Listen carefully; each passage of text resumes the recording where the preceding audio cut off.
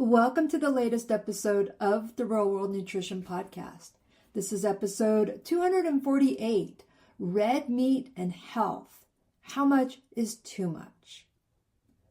Hi everyone, welcome to another episode of Real World Nutrition. I'm Shelley Rael, registered dietitian nutritionist, and today I want to talk about one of the more debated foods in nutrition, and that's red meat.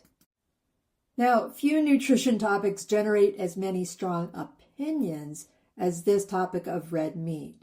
And depending on who you ask, red meat is either one of the healthiest foods you can eat or something you should avoid completely. Some people build their entire diet around steak, burgers, and beef.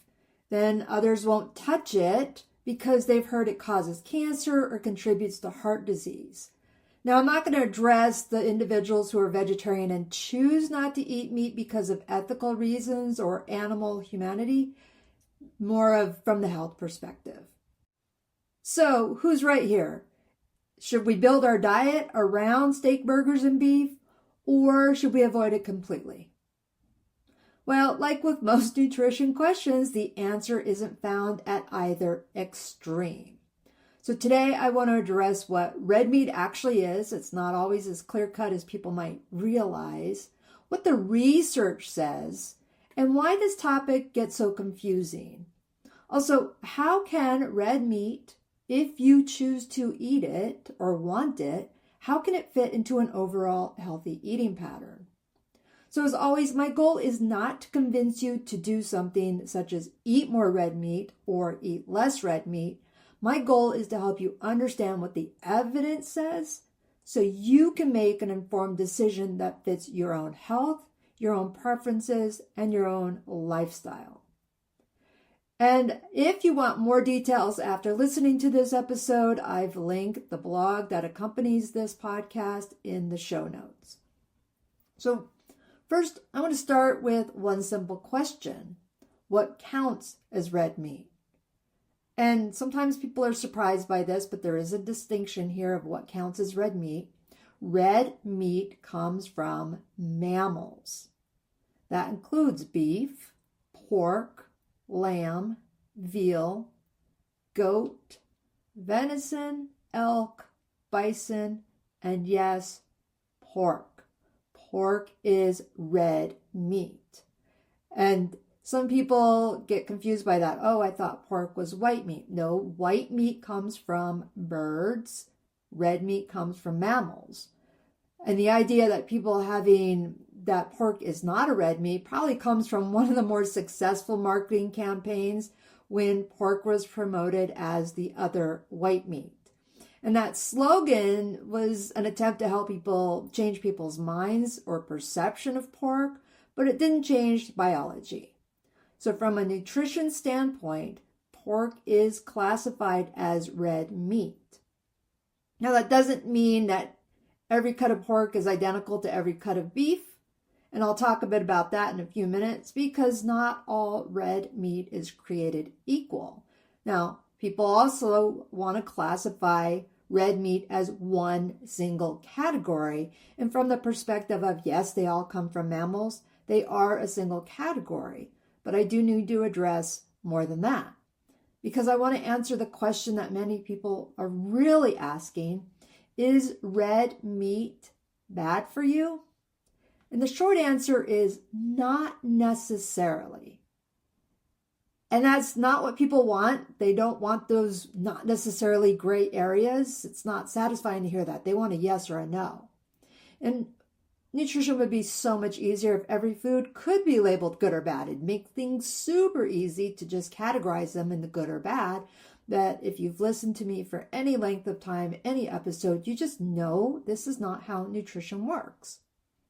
So red meat is actually a very nutrient-dense food.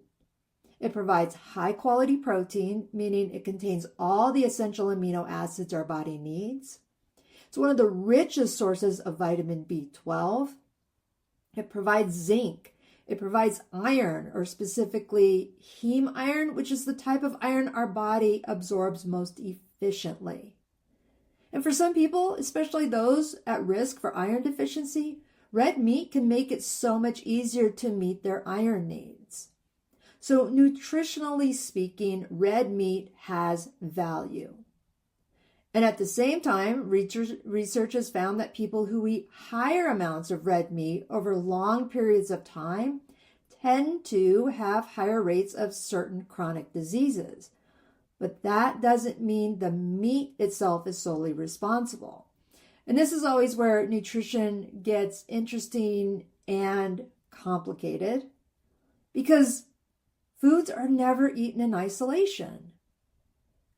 If you think about it, if someone tells you they eat a lot of red meat, what else do we know about their diet? Do they also eat lots of vegetables? Do they exercise regularly? Do they smoke? Have they ever smoked? Never smoked? Do they eat plenty of fiber? Or do they rarely eat fruits and vegetables? All of these things matter a lot. And that's one of the biggest mistakes we make in nutrition, is trying to isolate one food while ignoring the overall eating pattern. And the overall pattern tells us much more than the one individual food. And then another important aspect here is not all red meat is the same. And even from the same animal, not all red meat is the same. And that's another oversimplification, is treating all red meat as though it's identical, or all beef as if it's identical, because it's not. There is a big nutritional difference between a grilled sirloin steak and several slices of bacon that have been fried in their own fat. There's a big difference between a pork tenderloin and a sausage link. Some cuts are just naturally leaner. Others contain considerably more fat, including more saturated fat. So examples here of leaner cuts include things like sirloin, tenderloin, eye of round. And that's for both beef and pork. So a pork tenderloin can be pretty darn lean. Higher fat cuts include the ribeye, T-bone steaks, ground beef with the higher fat percentage. And then there's the processed meats like bacon, sausage, hot dogs, and deli meats. And hot dogs, people will tell me, well, it's a beef hot dog. Well, I'm sorry to tell you that a hot dog is a hot dog because they're still processed regardless of what the source animal or meat is. And next week's episode, I am going to address more about processed meats, because that is enough of a topic on its own to have its own podcast episode. But just want to clarify that the processed meats like that are often lumped together with red meat, and they really do need to be discussed separately. But then another thing when it comes to addressing red meat intake is the preparation matters as well. So grilling, roasting, slow cooking, pan frying, deep frying, these are all methods that produce very different results. And what do you have alongside the meat also matters just as much. So a lean steak served with roasted vegetables, beans, and a baked potato is a very different meal than a bacon cheeseburger with fries and a large soda. So when researchers study dietary patterns, those differences that I mentioned there become pretty important. So what does the evidence say about consumption of red meat? So I'll start with cancer, because that's usually the headline that people remember. And you may have heard that the World Health Organization classified processed meats as carcinogenic and red meat as probably carcinogenic. And when people hear that word carcinogenic, they often assume it means eating one steak is dangerous. And let me clarify, the word carcinogenic, I use that word and realize not everybody knows what that means. Something that causes cancer. So backing up a minute, World Health Organization classifies processed meats as carcinogenic, or something that can cause cancer. Red meat as probably carcinogenic, so probably something that causes cancer. And again, how much we get or how it's prepared, how much we eat also matters. So this idea of a single food causing cancer is probably one of the most misunderstood topics in nutrition. So when scientists classify something as carcinogenic, they're talking about the strength of the evidence that an association exists. They're not saying the level of risk is the same for everything that's in the category.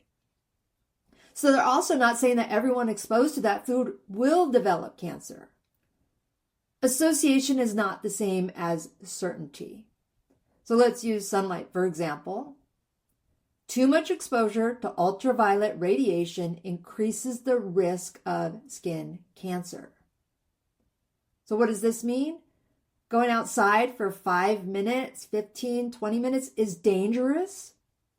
Of course not. The dose matters, the frequency matters, the duration matters. So the same concept applies here. Research generally shows that a higher intake of red meat over time is associated with a higher risk of certain cancers, particularly colorectal cancer. Now, that does not mean everyone who eats red meat develops cancer. That also doesn't mean avoiding red meat guarantees you won't develop cancer. Risk is influenced by many factors: family history, physical activity levels, tobacco use, alcohol use, body weight. You've heard this one before, overall dietary pattern, and so many other things. So when we hear statements about increased risk, it's important to keep that bigger picture in mind. Now, what about heart disease? Heart disease is another area where red meat often gets attention, but some cuts of red meat contain more saturated fat than others, and higher intake of saturated fat can raise LDL cholesterol levels in many people. LDL is the one that we want to keep low. And LDL cholesterol is one of several risk factors associated with cardiovascular disease. So again, one of several, because heart disease doesn't develop because somebody had a hamburger or a steak or one meal that wasn't ideal. It develops over many years and is influenced by many lifestyle factors. So that again, this is why context matters. A person who eats moderate portions of lean red meat within an eating pattern rich in fruits and vegetables, whole grains, beans, nuts, seeds, and fish has a very different overall dietary pattern than someone whose diet is dominated by processed foods and very little produce. The meat alone doesn't tell the whole story. So I want to talk about a couple other health conditions that often come up when we talk about red meat. One is gout. And gout is a form of arthritis that's developed when uric acid builds up in the body and it forms crystals in the joints. And it can be incredibly painful. Red meat contains compounds called purines. And as a result, or as your body, I should say, breaks down purines, it produces uric acid. This is all a normal process. Now, this doesn't mean everyone who eats red meat will develop gout. Far from that. But for people who already have gout or are higher risk, paying attention to foods that are high in purines can be one part of managing the condition. And again, this is where individualized nutrition comes in. The advice for someone with recurrent gout isn't necessarily the same as the advice of someone who's never had a gout attack. And then type 2 diabetes, another one where people talk about this. And some research has found people who consume larger amounts of red meat, especially processed red meat, have a higher risk of developing type 2 diabetes. But again, this is difficult to separate one food from an overall lifestyle. Because again, people who eat more processed meats may also have different eating patterns, physical activity levels, body weight, sleep habits, and other lifestyle factors. So to look at this stuff in isolation is really impossible. And researchers try to account for those variables, but boy, nutrition research is really complicated.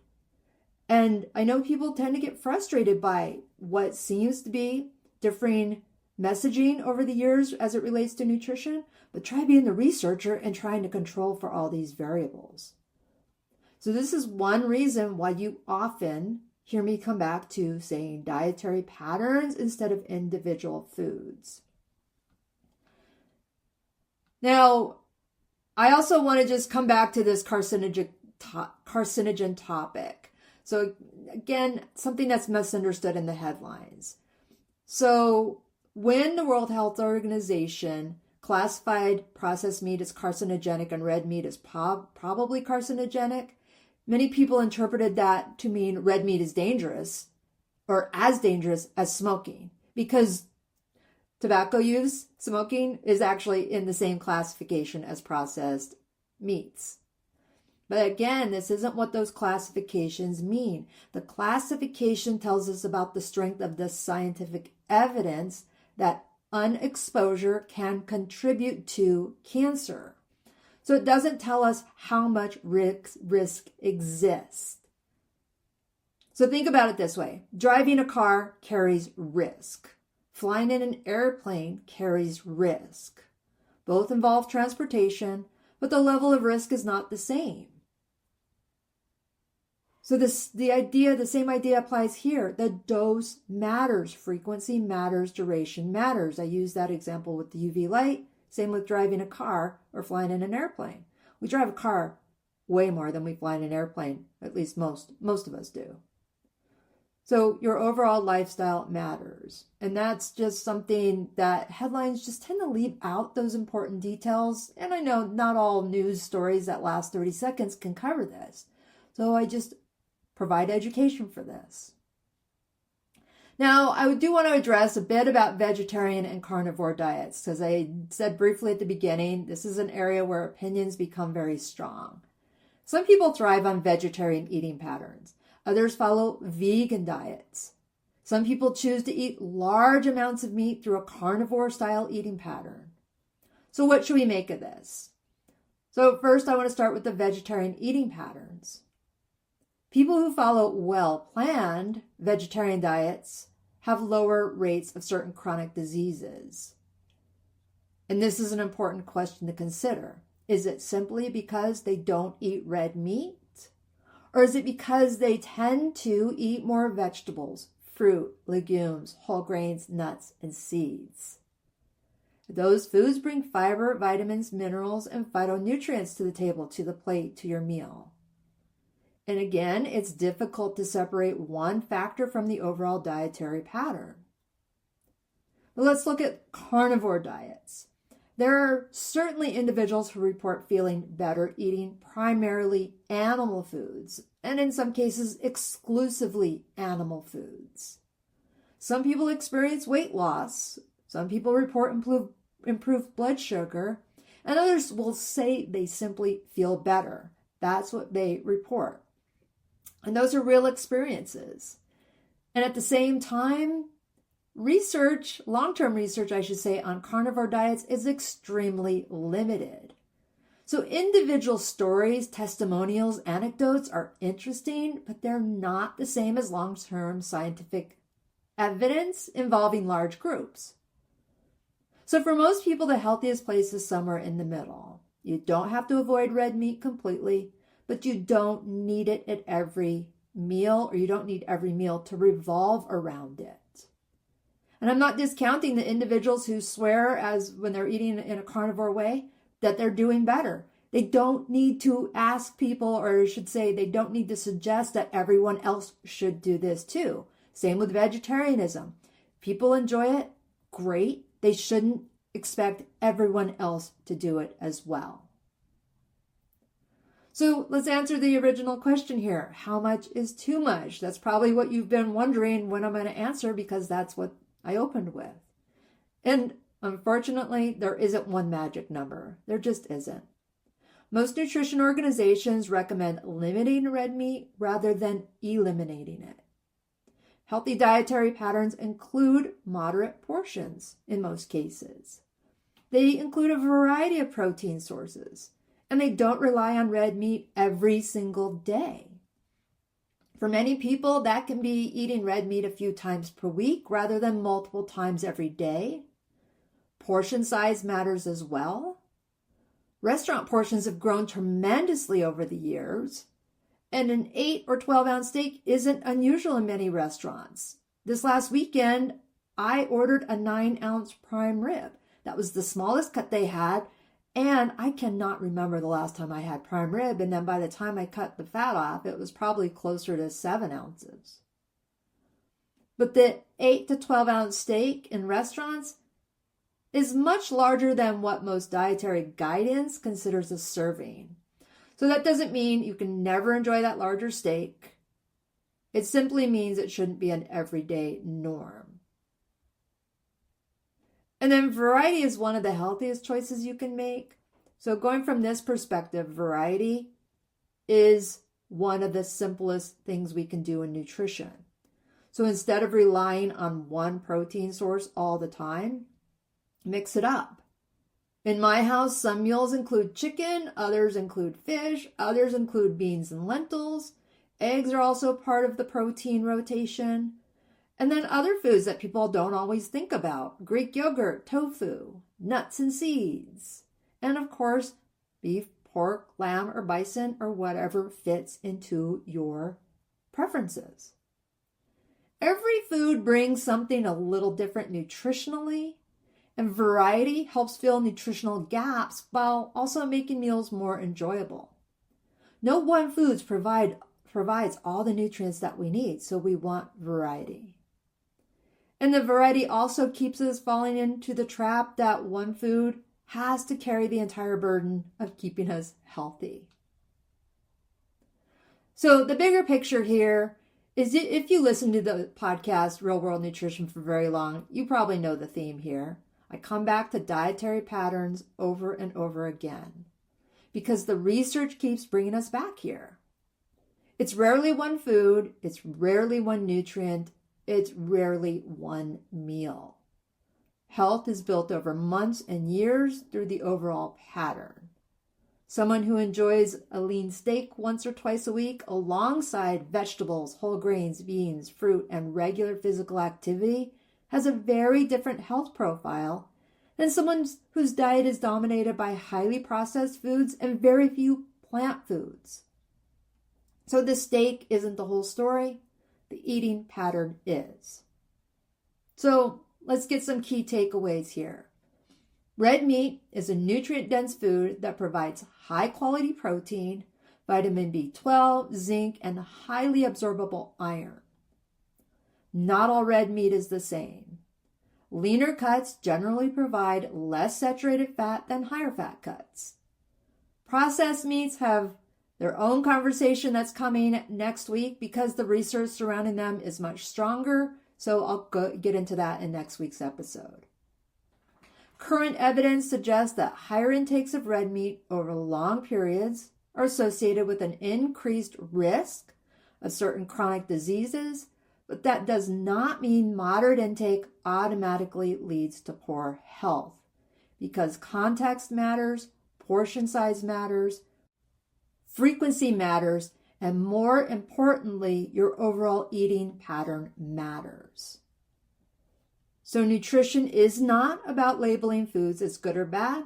It's about understanding where foods fit within a balanced lifestyle. Red meat can absolutely have a place in a healthy diet. It just doesn't need to be the center of every meal. Okay? Well, with that, I just want to wrap this up. As I said, I'm doing the processed meats next week in next week's episode. So I want to thank you for sticking with me through this whole episode. Thank you for spending part of your day with me here. And as always, if you found today's episode helpful, share it with somebody or a family member or somebody who's insistent on the one or the other when it comes to red meat, or has questions about red meat and nutrition. It's all in the context. And again, if you want more detail, including examples of what those lean cuts of meat are, what the research says, and some tips for including red meat in a balanced eating pattern, make sure you check the link in the show notes for the blog that comes with it. All right, everyone, until next time, remember, nutrition doesn't have to be complicated. Small, sustainable choices add up over time. Thanks for listening, everyone. Take care and bye for now.